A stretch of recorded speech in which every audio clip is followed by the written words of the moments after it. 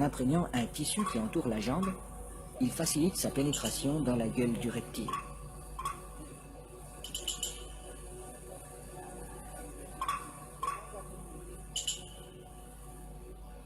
La jambe à pas restera en principe intacte, car le python avale simplement cette proie qui vient à lui.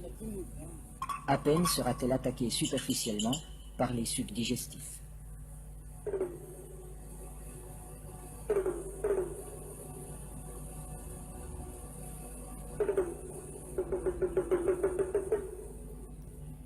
Cette chasse n'est pas sans risque. Un python particulièrement puissant pourrait entraîner l'homme dans son repère. La jambe restée à l'extérieur limite ce danger, mais le pisteur court le risque d'être désarticulé.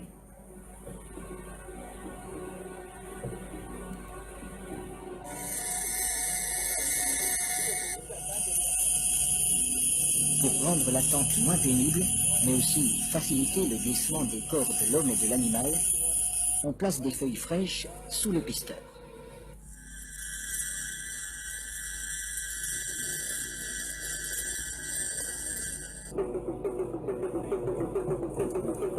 Sa jambe est déjà avalée au-delà du genou quand il commande qu'on le tire en arrière.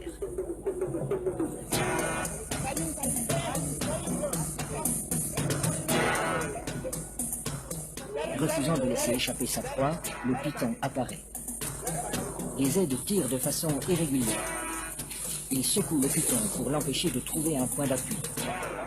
Le pisteur relève son pied à angle droit pour ferrer le serpent, à la manière d'un hameçon. L'animal se sent piégé, mais il ne peut plus lâcher la jambe.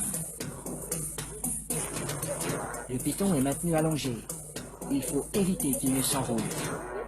Cette position lui enlève une grande part de sa force. Pour dégager sa jambe, Naina déchire la gueule du python au couteau.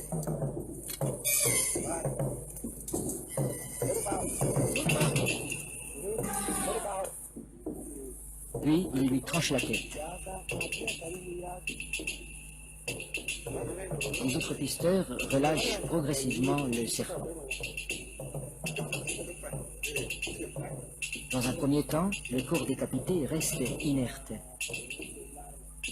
Puis apparaissent des ondulations nerveuses de plus en plus puissantes.